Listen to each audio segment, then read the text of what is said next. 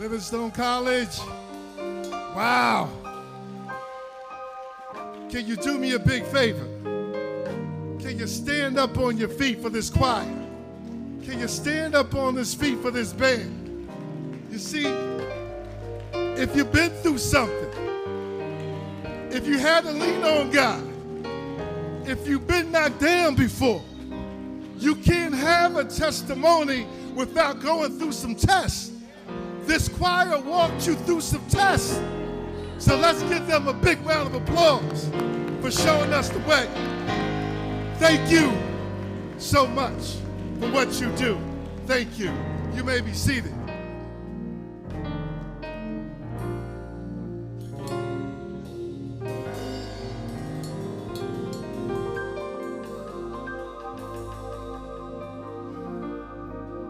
Ladies and gentlemen, it is truly an honor to the Livingstone College administration, the faculty and staff, the board of trustees, all of you parents, family members, and of course the graduates of 2024. Allow me to be amongst the first to say congratulations and to give you a huge round of applause for what you've done to be here today. As Dr. Davis mentioned, my name is Maurice Coleman, and I'm humbled and honored to be here with you today. But I'll be remiss if I didn't thank Dr. Davis and our chairman, Mr. Moore, for giving me this opportunity to be here, because it's their visionary leadership and unwavering commitment to academic excellence and equal opportunity that created this opportunity for us to be here today. Let's give them a big round of applause. No one makes it alone, ladies and gentlemen. To my wife, Karina, my son, Ali, and my daughter, Chloe, all of my friends who are here, my teammates from B of A, especially those from our Black Professionals group, I thank you for your support and for inspiring me every day to be better. To my good friend and civil rights leader, Connecticut State President of the NAACP, Mr. Scott X, thank you for your relentless commitment to equality and equal opportunity. He's been on the front line fighting this battle for decades, and we appreciate you. Ladies and gentlemen, we are here in a moment in history. This year marks the 60th anniversary of the most significant legislation that ever passed in our country, the Civil Rights Act of 1964. My mother and father called it the long struggle to freedom, because it ended Jim Crow and segregation in this country and created the opportunity for us to have equal access to restaurants and transportation, public facilities and schools, things that we now take for granted. We did this as a nation because we decided to fight segregation and inequality, and the fight is not done yet. As the old African proverb says, if you want to go fast, ladies and gentlemen, go alone. But if you want to go far, go together. We are here today because we've decided to go far together. We have to continue to make sure that we work together, because the fight for equality and opportunity is long from over. So my message to you graduates today is very simple. In the words of the legendary ancestor Curtis Mayfield, who in 1964, when the Civil Rights Act was passed, he said, we must keep on pushing. And I need you to keep on pushing. That's what we're going to do today, is keep on pushing. When I think about who I am and what I do today, and Dr. Davis was very generous, I'm an executive with Bank of America, one of the best and largest financial institutions in the world. I'm fortunate to manage a national team that invested $7 billion last year to create housing and schools and community facilities, so people can live, work, and play and learn in their own community. On Wall Street, we call that profit with a purpose. Now, you young people know all about profit. That's just going to get the bag. You got to get the bag, you got to keep the bag, and then you got to donate some of the bag back here to Livingstone College. That's how we keep this going. But let me tell you a little bit about the purpose. The purpose is as important, if not more. You see, purpose is your passion. Purpose is what wakes you up in the morning. Purpose is what keeps you going. I use my passion as my paycheck now because I use Wall Street to recreate the communities in our streets every single day. I need you to figure out how to make your passion your paycheck and to live your purpose. When I think about who I am, it's easy to applaud the house I'm in.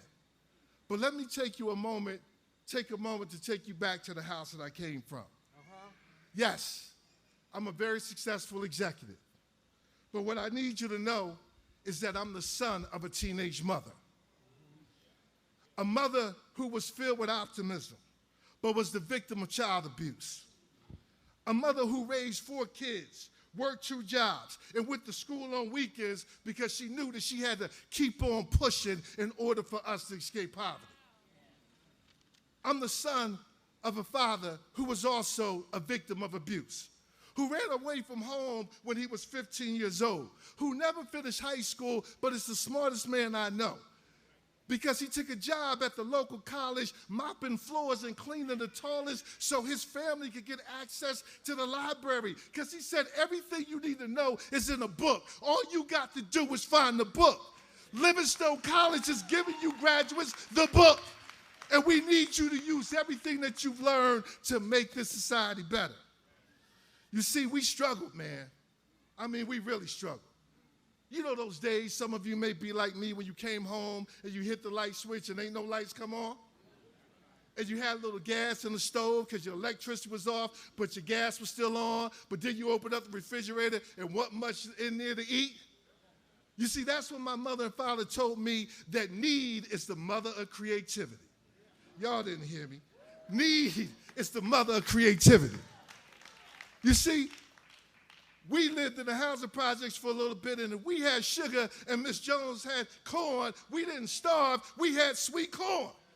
Because we came together to feed each other. That's what I need you to do. I need you to come together and feed each other and keep on pushing. You see, when we did get a little something, that need being the mother of creativity, man, I watched my mom and pop take hamburger meat and a pack of chicken and some rice and some potatoes, and I tell you, they can make 9 meals in 1 week out them 4 ingredients. Some of y'all got some aunties and family members in here like that. Give them a big round of applause for demonstrating that need is the mother of creativity. You see, being poor for a little bit and being low income, my mother said, teaches you a valuable life lesson. Graduates, here's the lesson. Life is 20% what happens to you, but 80% how you choose to respond. Y'all didn't hear me. Life is 20% what happens to you, 80% how you choose to respond. And I need you to respond with resilience and grit, because the only time you're going to see success come before work is in the dictionary. You ain't never going to see success come before work except in the dictionary, because you got to work hard. My mother and father stayed together for 53 years working hard. And my father supported my mother, who went back to school, working 2 jobs, raising 4 kids, and got her college degree at 44 years old and graduated with honors because she kept on pushing. You see, even when you work hard, we don't choose the zip code we're born into. That's right. Sometimes bad things happen to good people. And that's why, graduates, we need you to be new school innovation, but we need you to have old school grit. New school innovation, old school grit. Because today I managed that billion-dollar portfolio. But remember, I grew up with little money. Some of y'all like me, taking public transportation, in public housing, sometimes on public assistance. Some of y'all like me. Some of y'all might have even been athletic. I was athletic enough to not run the streets. And my basketball ability allowed me not to take penitentiary chances.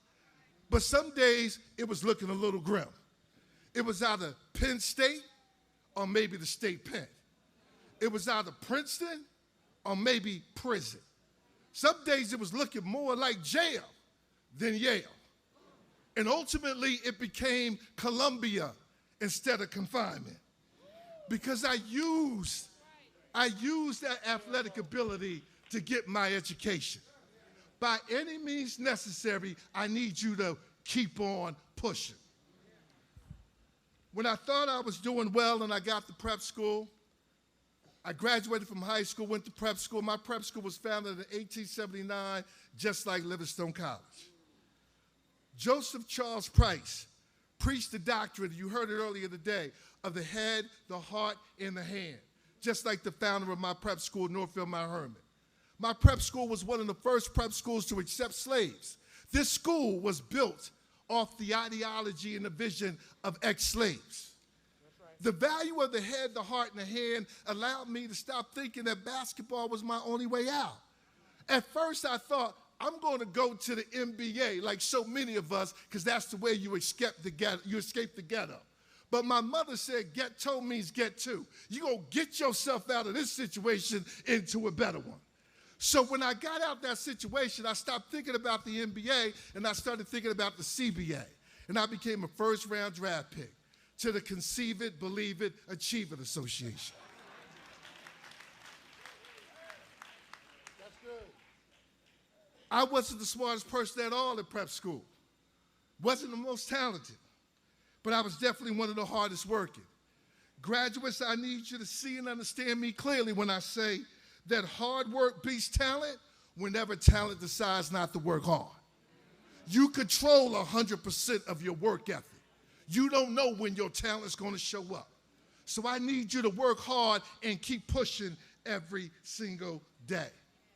At prep school, I thought, hey, I'm on my way. I got accepted to every college I applied to. Everything is good. Guess what?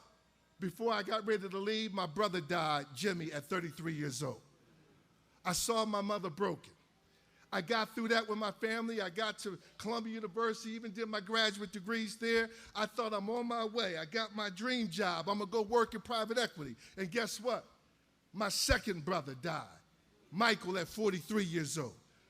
Graduates, sometimes bad things happen to good people, but you got to keep on pushing. When my brother died, Michael, at 43, after my first brother, my family fell into deep depression. And the same year that I was graduating, on one hand, to celebrate, like many of you, we were burying my brother, and we were now also facing foreclosure. But I kept on pushing. Graduates, I need you to know if you get knocked down 6 times, get back up 7. I need you to know that it ain't how many times you get knocked down, it's how many times you get back up. I tell my son Ali and my daughter every day that the difference between ordinary and extraordinary is just one word: extra. I need you to be prepared to do the extra. Go the extra mile, graduates, because it ain't never crowded out there. Ain't nobody out there on the extra mile. I went the extra mile. I stayed the course. I kept on pushing. I graduated from prep school with honors. I graduated from Columbia with honors. I restructured my family's debt. I saved us from foreclosure, and I bought my mama a new home. Keep on pushing. Dr. Benjamin E. May said it best: the tragedy of life doesn't lie in not reaching your goal. The true tragedy of life lies in having no goal to reach. Graduates, some of you are going to come up against people who will discourage you from achieving your goal because no one encouraged them. I need you, when that happens, to keep on pushing. When you strive to catch perfection and you miss, know that you're now in position to catch excellence as long as you keep on pushing. When you can't see the staircase, you have to walk by faith. You have to take that unknown step because you have to keep on pushing. Some of you, like me, I need you to know you don't have to be picture perfect to still be worth the picture as long as you keep on pushing. When you find yourself in that situation that you got to get your hands dirty, that life ain't going the way that you want it to go, that you got to get in the dirt and pick yourself up. Don't be afraid, graduates, of a little dirt. Ain't nothing wrong with dirt. Dirt is how we grow flowers. Dirt is where vegetables come from. Dirt is where our trees come from. Shake that dirt off and keep on pushing. Graduates, this is your time. This is your day. This is your hour. This is your minute. And if you feel like I feel, I'll share with you something I hold dear, which is the words of Dr. Benjamin E. Mays. He said that this is the minute. It only has 60 seconds in it. Forced upon me, I can't refuse it. I didn't seek it, I didn't choose it.